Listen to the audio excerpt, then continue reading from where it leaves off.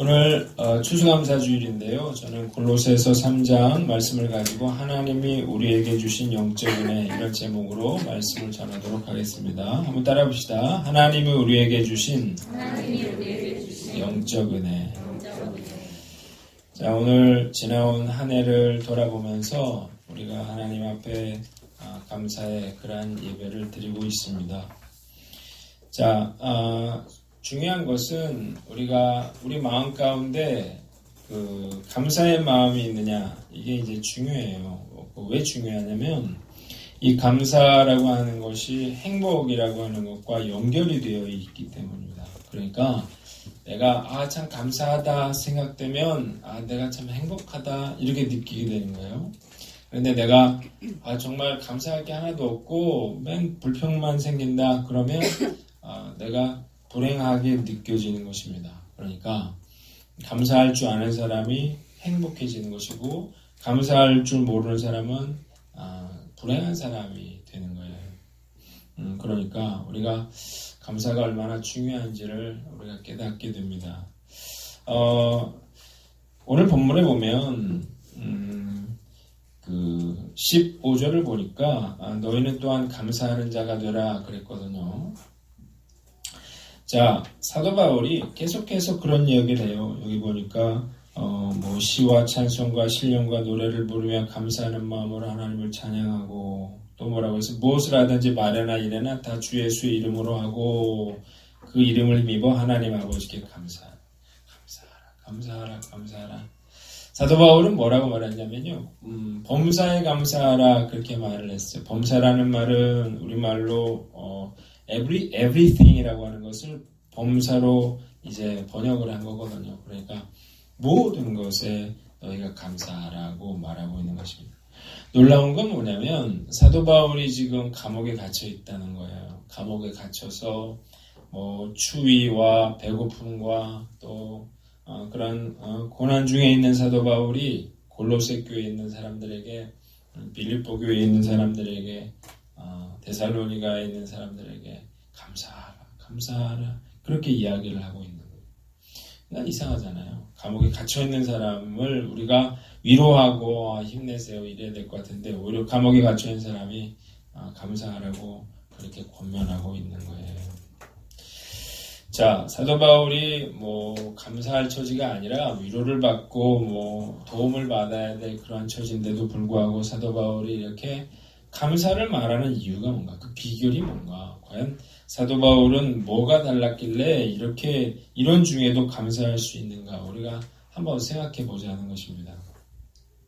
우리가 흔히 하고 있는 오해는 뭐냐면 감사의 조건이 어떤 조건이나 외부의 환경에 달려 있다고 생각하는 것입니다. 그러니까 내가 물질적으로 풍요롭다든지 내가 일이 형통해졌다든지 그런 게 있어야 감사하지, 이런 생각을 우리가 하고 있다는 것입니다. 그런데요, 사도 바울은 감사할 외적 조건이 없잖아요. 그런데 사도 바울에는 정말 그런 감사가 있었거든요. 기쁨이 있었거든요. 이게 왜 이유가 뭔가, 그의 감사의 어떤 그런 조건은 외부에 있지 않고 그의 안에 있었다는 것입니다. 그래서요, 어려워지고 힘들어져도 사도 바울은 늘 그것과 상관없이 감사할 수 있었다는 거예요. 자, 여러분, 우리도 마찬가지입니다. 우리가 왜 감사하는 마음이 없을까요? 그거는 사실 우리가 감사할 일이 없기 때문이 아니라 우리가 그 진정한 감사가 뭔지를 우리가 경험하지 못했기 때문이고 또 그것을 찾지 못했기 때문입니다. 우리가 외부의 조건에서 감사의 제목을 찾으면 조건이 나빠지면 감사가 안 된다고요. 그러니까 범사에 감사를 할 수가 없게 되는 거예요. 자, 우리가 알아야 될 건 뭐냐면 어떤 외부의 환경, 그걸 육적인 조건, 그런 것에 이 감사의 조건을 찾을 게 아니라 하나님이 우리에게 이미 주신 영적인 은혜가 있어요. 우리가 그걸 생각하면 우리가 정말로 범사에 감사할 수 있게 됩니다. 오늘 여러분 설교를 들으면 제가 하는 이야기가 무슨 이야기인지를 여러분들이 깨닫게 됩니다. 이게 깨달아져야만 여러분이 날마다 매 순간 감사를 고백할 수 있는 사람이 돼요. 이게 깨달아져야만 내가 정말 행복한 사람이 되는 거예요. 이거 대단히 중요한 그런 이야기예요. 오늘 말씀을 통해서 정말 하나님이 나에게 주신 그런 영적 은혜가 얼마나 큰 것인가를 깨닫고 여러분들이 범사에 감사할 수 있는 저와 여러분들 되시기를 주님의 이름으로 축원합니다. 자, 오늘 첫 번째 이 본문을 통해서 우리가 알 수 있는 것은 하나님께로부터 택함 받았다는 것입니다. 한번 따라 봅시다. 하나님께로부터 택함 받았다. 제가 12절만 한 절을 보려고 그래요. 12절 보니까 그러므로 너희는 하나님이 택하사 그랬잖아요. 자, 우리가 알아야 될 그 하나님의 영적인 은혜가 뭐냐면 하나님이 많은 사람들 중에서 나를 택해 주셨다는 것입니다. 지구상에 수많은 사람이 있잖아요. 하나님이 그 많은 사람들 중에서 하필 나를 하나님의 자녀로 택해 주셨다는 것입니다. 이것은 정말 엄청난 은혜고 정말 우리가 감사해야 될 그런 조건이라는 것입니다. 자, 우리가 과거에 어떤 사람이었나요? 에베소서 2장 3절을 보니까 전에는 우리가 그 가운데서 우리 육체의 욕심을 따라 지내며 육체와 마음이 원하는 것을 하여 다른 이들과 같이 본질상 진노의 자녀였다라고 했어요. 우리가 과거에 어떻게 살았나요? 육체가 원하는 걸 했어요. 육체의 욕심을 따라 살았어요. 그래서 죄를 지으며 살았고, 그래서 본질상 진노의 그러한 자녀였습니다. 자, 결국 우리는 죄를 짓고요. 그리고 그 죄로 인해서 우리가 심판받을 그런 운명이었다고요. 우리의 생이 언제 끝날지 모르지만 결국 우리가 그 죽는 순간이 바로 심판의 순간이었다는 것입니다. 자, 그런데 하나님이 이런 우리를 불쌍히 여겨주셔서 많은 사람들 중에 하나님은 나를 택해 주셨어요. 하나님의 자녀를 삼아 주셨습니다. 그래서 우리가 예수님을 통해서 우리가 죄인이지만 그러나 그 죄값을 대신 예수님이 치러주시고 우리는 그 예수님의 공로로 인하여 우리는 죄사함을 받고 영생을 선물로 얻게 되었다는 거예요. 나에게 어떤 선한 것들, 선한 행동, 공로, 자격 이런 게 있어서가 아니고요. 전적인 하나님의 은혜 때문이었다는 것입니다. 어느 목사님이 이런 멋진 말을 했습니다. 우리가 살아온 길을 보면 아무렇게나 살아온 것 같은데 하나님이 치밀하게 우리의 삶을 따라오셨다. 눈에 보이지 않는 그물로 우리를 몰아오셨다. 바다에 아무리 물고기가 많아도 그물이나 낚시가 없이는 한 마리도 잡을 수 없다. 하나님은 나를 은혜의 그물로 잡으셨다. 내가 방황하고 있을 때 조용히 따라오시다가 결정적 순간에 십자가에 못 박히신 손을 보이시면서 창에 찔린 옆구리를 보이시면서 우리를 한순간에 낚아채셔서 하나님의 자녀가 되게 하신 것이다. 우리가 예수 믿고 구원받게 된 것, 마음의 평안과 하늘의 축복과 하나님의 자녀가 되었다는 것은 우리 삶에 있어서 엄청난 축복이 아닐 수 없다. 얼마나 고맙고 놀라운 일인지 알 수 없다. 라고 말을 했어요. 우리가 우연히 여기 와서 앉아있는 것 같지만 하나님이 계획하셔서 어느 순간에 우리를 탁 붙잡아 주셨습니다. 그래서 우리가 택함을 받은 것입니다. 조미라 집사님네 개 이름이 겨울이입니까? 겨울이에요. 왜 겨울이냐? 겨울에 개를 데려와서 겨울이죠. 버려진 개를 데려왔어요. 그 개는 잘 모르겠지만 그 사건은 아마 그 개의 운명을 바꾸는 그런 엄청난 사건이었습니다. 만약 그날 그 겨울을 데려오지 않았더라면 아마 이 사고로 죽든지 아니면 그 추운 겨울을 넘기지 못했을 수 있습니다. 이게 인터넷에서 좀 큰 화제가 됐던 그런 사진인데요. 이 큰 개가 알래스칸 말라뮤트라고 하는 개예요. 그런데 이 개가 몸이 불편한 작은 하얀 그런 강아지에게 그 그릇을 밥그릇을 물어다 주고 있는 그런 장면입니다. 많은 사람들이 이 사진을 보고 이제 감동을 했어요. 그런데 이 사진에는 뒷이야기가 있습니다. 당시 이 말라뮤트가 안락사를 앞두고 있었다는 거예요. 그래서 자기를 입양해 줄 사람이 나타나지 않으면 이제 죽을 운명이었습니다. 이 개의 이름이 이제 장군이라고 해요. 그 이름은 이제 끔찍했던 그런 과거의 기억에서 유래됐는데 3개월 전에 어떤 남자가 이 개를 묶어놓고 때리고 있다는 이제 신고가 들어왔어요. 경찰이 출동해서 보니까 이 개가 엉망진창이 돼가지고 피를 흘리면서 있었어요. 그래서 경찰이 이 개를 구조를 해서 이제 동물보호센터로 이제 데려오게 된 겁니다. 이 개를 병원으로 데려가는데 이 개가 아주 우젓하게 그 피를 흘리면서도 아픈 티를 내지 않고 이런 걸 보면서 사람들이 개 이름을 장군이라고 이제 지어주게 된 것입니다. 완치가 됐는데 동물보호소에서 30일 내에 입양할 사람이 나타나지 않으면 이제 안락사가 될 수밖에 없는 그런 운명이었습니다. 시간이 흐르고 이제 29일째가 됐는데 여전히 그 장군이를 입양하려는 사람은 없었습니다.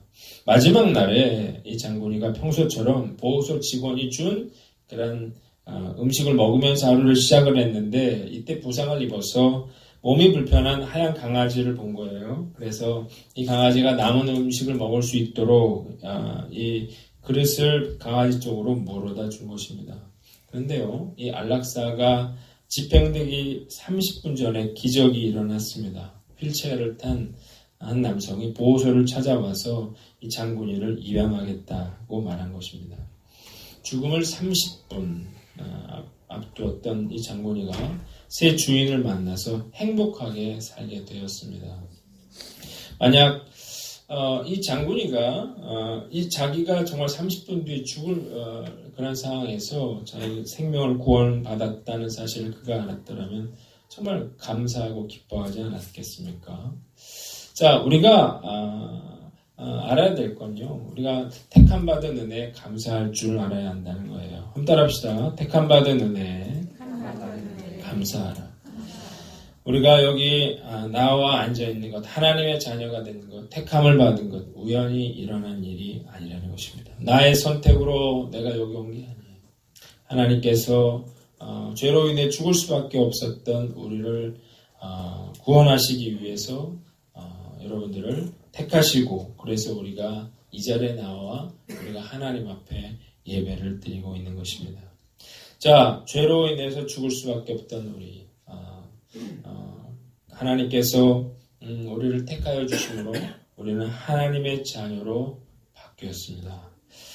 자, 우리가 세상적인 어떤 것들은요 잠시 감사하는 마음이 들었다가 금방 사라지는 것입니다. 그러나 하나님이 내 생명을 구원하여 주신 그 은혜는요 시간이 흐를수록 그 은혜가 깨달아지고 그 은혜의 그런 사랑과 그 은혜에 감사하게 되는 것입니다.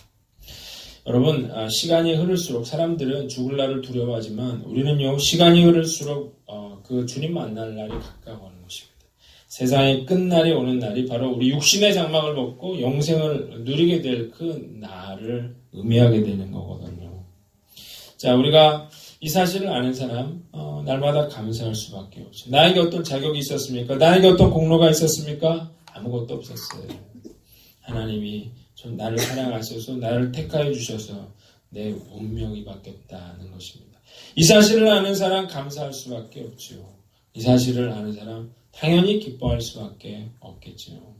여러분, 세상의 것들은 우리에게 아주 작은 기쁨을 가져다 줍니다. 그러나 내 생명을 구해주신 그 하나님의 그 은혜를 생각할 때 우리는 매 순간 날마다 감사할 수 있다는 사실을 깨닫고 우리가 이 범사에 감사하는 저와 여러분들 되시기를 주님의 이름으로 축원합니다. 두 번째는 거룩한 사람이 되었다는 것입니다. 한번 따라합시다. 거룩한 사람이 되었다. 자, 보세요. 12절 다시 보니까 그러므로 너희는 하나님이 택하사 그랬어. 그 다음 뭐라 그랬어요? 거룩하고 그랬거든요. 우리가 하나님을 만났어요. 하나님의 자녀가 됐어요. 우리가 제대로만 신앙생활을 하면요. 우리 삶에 혁명적인 그런 변화가 일어나게 됩니다. 그걸 이제 에베소서 4장 22절로 24절을 보면 거기 잘 나와 있어요.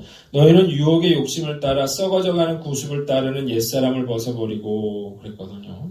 과거에 우리는 어떤 사람이에요? 유혹의 욕심을 따라서 썩어져가는 구습을 따르는 그런 옛사람이었습니다. 자, 18절로 19절을 보면 구체적으로 나와 있습니다. 총명이 어두워지고 그들 가운데 있는 무지함과 그들의 마음이 굳어짐으로 말미암아 하나님의 생명에서 떠나 있도다. 그들이 감각 없는 자가 되어 자신을 방탕에 방임하여 모든 더러운 것을 욕심으로 행하되 그랬습니다. 자, 육의 것을 쫓으니까요. 그러니까 우리가 죄의 유혹에 빠지게 되고요. 내가 죄를 지으면서도 감각이 무뎌지는 거예요. 부끄러움을 모르게 되는 거예요. 방탕하면서 술 취하면서 그러고 살았거든요. 더러운 것들을 욕심으로 행하면서 육의 사람으로 우리가 과거에 살았다고요. 그 결과가 뭐예요? 갈라디아서 5장 19절을 보세요. 육체의 일은 분명하니 곧 음행과 더러운 것과 호색과 우상숭배와 주술과 원수 맺는 것과 분쟁과 시기와 분냄과 당짓는 것과 분열함과 이단과 투기와 술취함과 방탕함과 또 그와 같은 것들이라고 했어요. 사람들이요 드러내지 않지만 결국 육의 것을 쫓고 죄의 유혹을 쫓아 살면 결국 이런 음행, 더러운 것, 호색, 또 원수 맺는 것, 분쟁, 시기, 분냄, 당짓는 것, 분열, 이단, 투기, 술취함, 방탕함 이런 것들을 그런 열매를 맺게 된다는 거예요. 자, 이렇게 살았거든요. 그런데 하나님이 우리를 택해 주셨어요. 제대로 만나면 우리가 하나님의 자녀가 되면 그러면 삶에 엄청난 변화가 나타나게 됩니다. 갈라디아서 5장 22절로 24절을 보세요. 오직 성령의 열매는 사랑과 희락과 화평과 오래 참음과 자비와 양성과 충성과 온유와 절제니 이 같은 것을 금지할 법이 없다고 했어요. 그렇게 육적이던 사람이 그렇게 술 취하고 방탕하면서 성적으로 타락하고 세상의 것들을 쫓아 욕심대로 살던 사람이요. 우리가 하나님의 자녀가 되면서 거룩한 사람으로 바뀌기 시작하는 것입니다. 그 마음에 자기 욕심을 따라 살던 사람이 누군가를 사랑할 수 있게 돼요. 자기 분노를 참지 못했던 사람이 오래 참을 수 있게 됩니다. 그리고 혈기를 부렸던 사람이 그 마음 가운데 그 자비심이 생겨요. 긍휼의 마음이 생겨요. 따뜻한 사랑과 그런 나눔의 그런 인생을 살게 된다는 거예요. 여러분, 이걸 아는 사람이요. 내가 과거에 정말 개차반으로 살고 정말 쓰레기같이 살던 사람이 내가 하나님 만나서 내 삶이 거룩하고 순결하고 이런 열매들을 맺는 사람으로 바뀌었을 때 그 마음 가운데 그 마음의 감사함과 기쁨과 그 은혜라고 하는 것은 말로 표현할 수가 없는 거예요. 그래서 여러분들이 신앙생활을 제대로 하면요. 정말 하나님의 자녀가 되면 바뀔 수밖에 없는 거예요. 왜 안 바뀌어요? 내가 교회를 다니면서도 계속해서 육적인 것을 쫓아가니까 그러니까 내 삶에 육의 열매가 맺는 거죠. 교회를 다녀도 달라지는 게 없어요. 그러니까 내 마음속에 감사함이 없죠. 기쁨이 없지요. 제대로 내가 그 주님을 따르면 결국 내 삶에는 이런 아름다운 모습들이 나타나게 되는 것입니다. 성 어거스틴이 성자라고 불리는데요. 그가 정말 과거에 방탕한 그런 삶을 살았습니다. 그런데요, 그가 하나님 만났어요. 회심을 했어요. 자, 그런 뒤에 그가 거리에 나갔는데 방탕한 여인이 그를 알던 그 여인이 그를 다시 유혹을 했어요. 그러자 어거스틴이 이런 유명한 말을 했어요. 너는 너로 돼, 나는 내가 아니라. 나는 이제 과거의 내가 아니라는 거예요. 그리고 그는 그 자신의 말대로 정말 성자의 반열에 오르는 그런 삶을 살았습니다. 스스로의 변화를 생각할 때 그가 어떻게 감사하지 않을 수 있겠습니까? 저도 마찬가지예요. 제가 예수님을 정말 만나서 거듭난 후에 내 삶에 이런 혁명적인 그런 변화들이 나타나기 시작했어요. 저는 제가 의롭다고 생각했어요. 난 내가 착하다고 생각했던 사람 중에 하나예요. 그런데 내가 하나님의 자녀가 되고 내가 그 영의 사람이 되면서 깨달은 건 내 안에 있는 모든 그런 것들을 이제 깨닫게 된 거예요. 내가 죄인이라고 하는 사실을 깨달았고 숨겨졌던 그러한 내 마음의 의도 이런 것들이 다 깨달아지면서 그러면서 바뀌기 시작하는 거예요. 그래서 누군가를 사랑할 수 있는 사람이 되고 육체의 욕심을 따라 살지 아니하고 하나님의 나라와 영광을 위해 사는 사람으로 바뀌었습니다. 제가 지금까지 어떤 하나님이 어떤 기도응답이라든지 하나님 물질적인 거라든지 뭐 이런 여러 가지를 주셨지만 내가 신앙생활하면서 가장 기쁘고 감사한 것은 내가 쓰레기 같던 내가 하나님께서 은혜를 주셔서 정말 내 마음과 생각까지 거룩하고 순결한 사람으로 바뀔 수 있도록 허락해 주신 은혜를 생각하면 정말 울지 않을 수 없는 그런 감사와 기쁨과 감격을 경험하게 됩니다. 무엇이든지 주님 순종하겠습니다 라는 그런 고백을 할 수 있는 것 자체가 얼마나 혁명적인 변화인지 모르겠습니다. 우리 교회는요 이런 분들이 많이 있습니다. 저는 가끔 그런 경고들을 많이 해요. 우리 교회에서는 신앙생활을 예수님 제대로 만나면 6개월, 1년이 엄청난 그런 변화가 있다. 2년, 3년이면 추월당한다. 그런 얘기를 하거든요. 보통 교회에서는 뭐 10년, 20년 가도 뭐 사람들이 달라지지 않지만 정말 거듭나면 정말 육의 사람에서 영의 사람으로 바뀌면 엄청난 삶의 변화가 일어나게 됩니다. 자, 한번 따라합시다. 새 사람이 되라. 여러분 분명히 아십시오. 정말 진정한 만족, 진정한 감사, 진정한 기쁨은 어떤 세상적인 것 소유에서 오지 않습니다. 여러분이 무엇을 소유하든 여러분들은 아쉬움을 느끼게 될 것입니다. 여러분들의 집에 있는 것들, 여러분들이 정말 심사숙고해서 여러분들이 사놓은 것들이잖아요. 그런데 그것들이 여러분들에게 과연 어떤 만족을 주던가요? 사실 버릴 게 대부분이고요. 인간은 이런 것들로 만족을 할 수가 없습니다. 여러분이 정말로 원하고 있는 것이 뭔가요? 분명히 알아야 될 건 여러분들이 원하는 차를 사도요. 여러분들이 원하는 집을 얻어도요. 여러분들이 자녀가 잘 돼도요. 결국 여러분들은 만족하지 못할 거라는 거예요. 행복하지 못할 거라는 것입니다.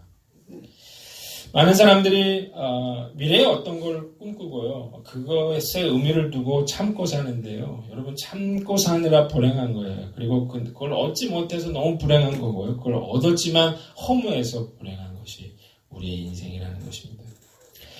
육적인 사람의 특징이 있는데요. 만족이 없다는 거예요. 그냥 알 수 있습니다.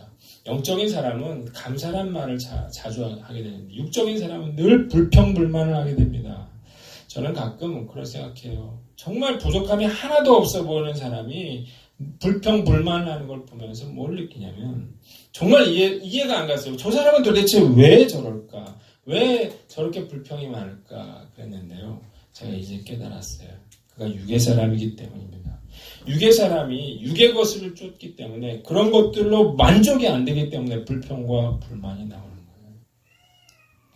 여러분이 이게 이해가 안 되면 신앙생활에서 가장 중요한 걸 이해 못하는 거예요. 내가 하나님이 뭔가를 내 기도를 들어줘야 내가 원하는 것을 하나님이 들어줘야 내 마음이 기쁜 게 아니에요.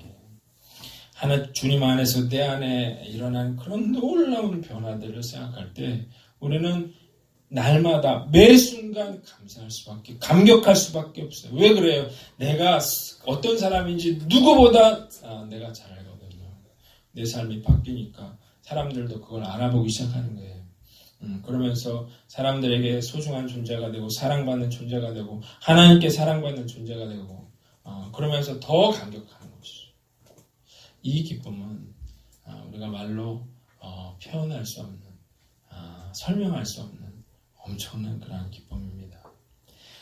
이런 사람은요 그 감사를 빼앗기지 않습니다. 돈을 잃어도 감사를 빼앗기지 않고 건강을 잃어도 감사를 빼앗기지 않고 가까운 사람을 잃어도 빼앗기지 않아요. 질병도 사고도 죽음도 그 사람의 감사를 빼앗을 수가 없어요. 왜?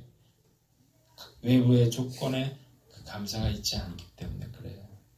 오늘 우리가 다시 한번 진정한 감사는 내가 옛사람을 버리고 새 사람이 되는 데 있다라고 하는 사실을 깨닫고 거룩함을 향해 나아가는 저와 여러분들 되시기를 주님의 이름으로 축원합니다.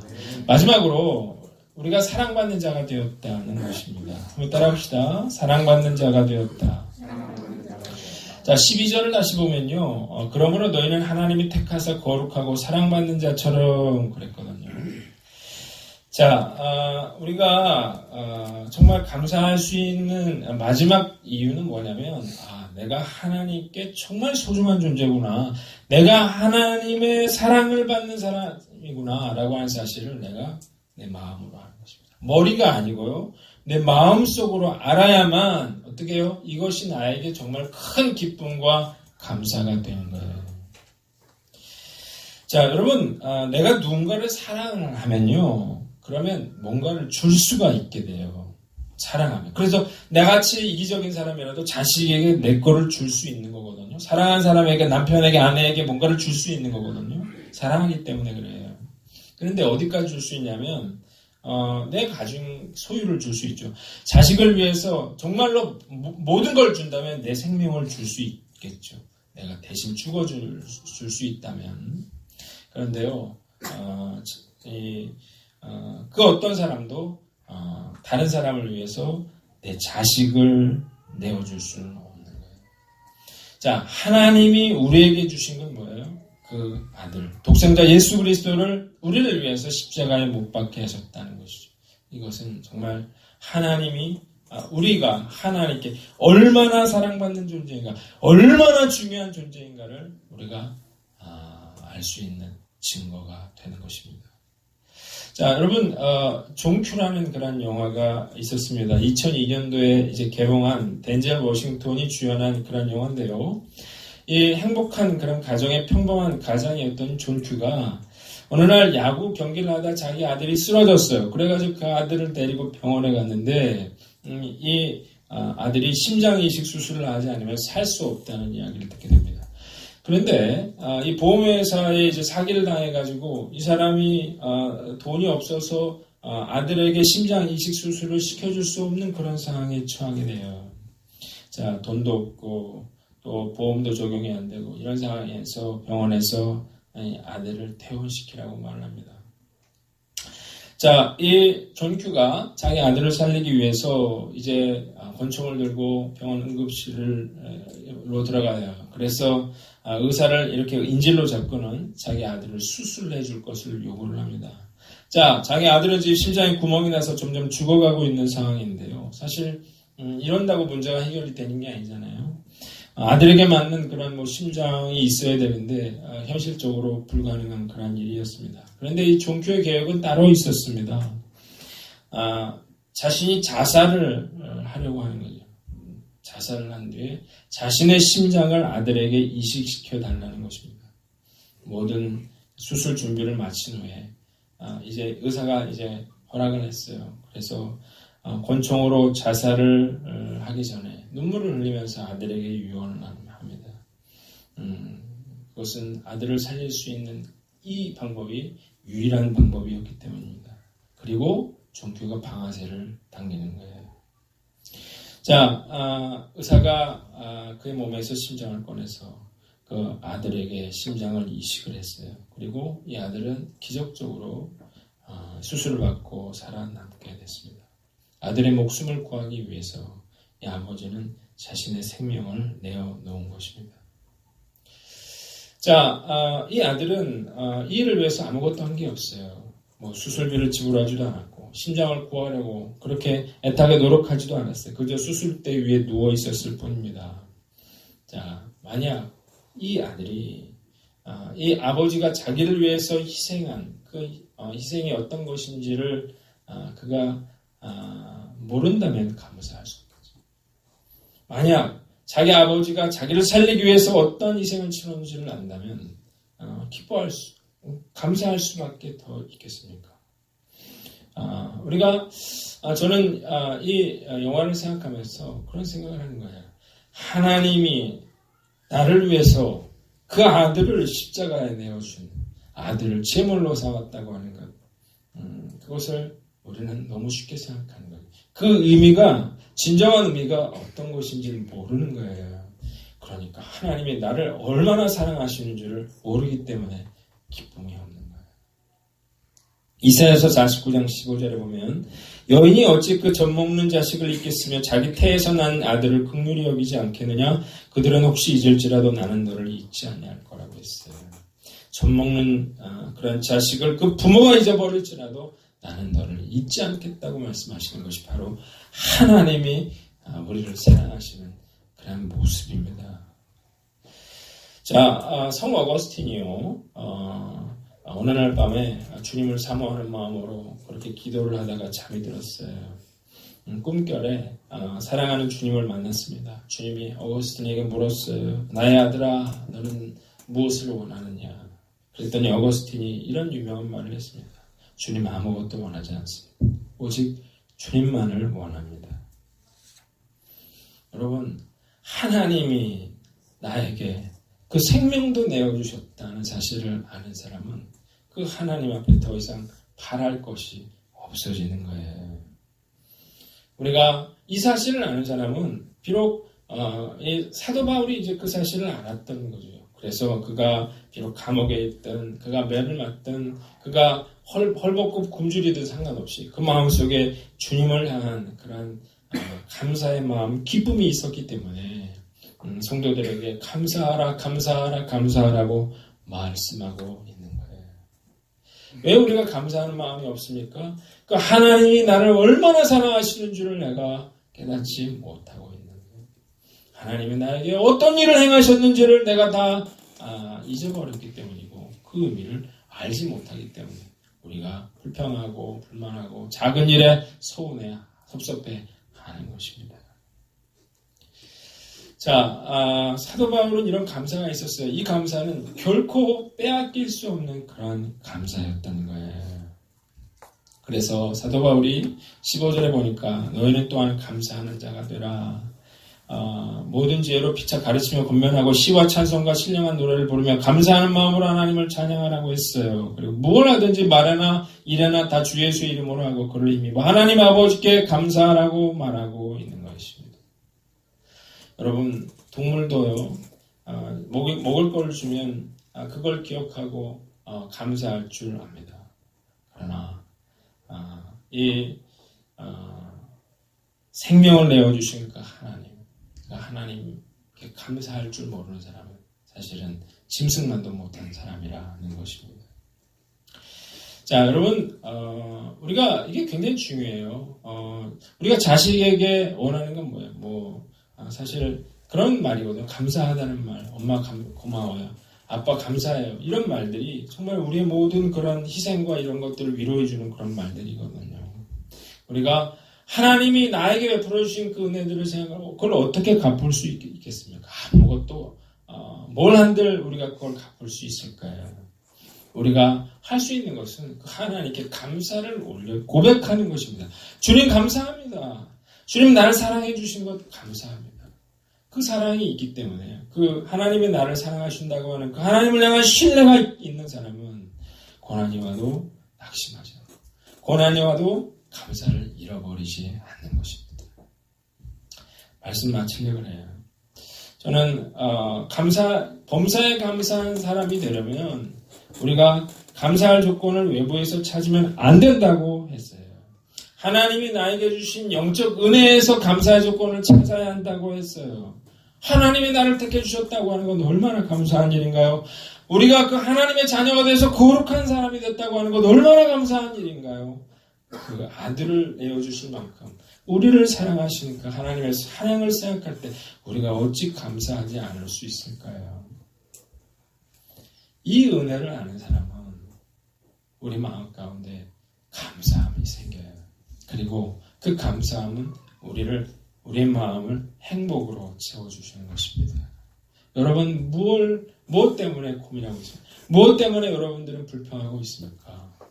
오늘 우리가 하나님이 나에게 베풀어 주신 영적 은혜들을 다시 한번 깨닫고 우리가 그 하나님 앞에 진심으로 감사하는 그런 감사주일 되시기를 주님의 이름으로 축원합니다.